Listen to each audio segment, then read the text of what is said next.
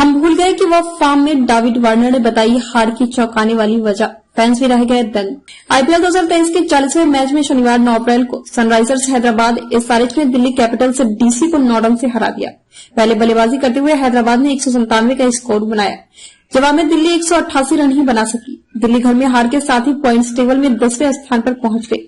लक्ष्य का पीछा करते हुए दिल्ली ने पहले ही ओवर में कप्तान डेविड वार्नर का विकेट खो दिया। उसके बाद फिल सॉल्ट और मिचेल मार्श के बीच सबकी साझेदारी हुई।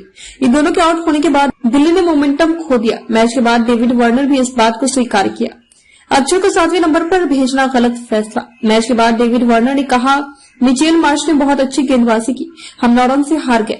जब इस तरह की शुरुआत मिलती है तो जरूरी होता है कि मोमेंटम को बनाए रखा जाए, लेकिन हम कामयाब नहीं हो पाए। हमें अच्छी शुरुआत मिली लेकिन हम उस लय को लगातार बनाए रखना चाहते थे, लेकिन ऐसा नहीं हुआ। लंबे समय तक टिकने पर देना होगा जोर।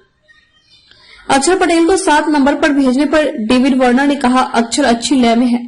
मैच जैसे आगे बढ़ रहा था हम इस चीज में वह भूल गए। हम अक्षर को ऊपर भेजने की कोशिश करेंगे।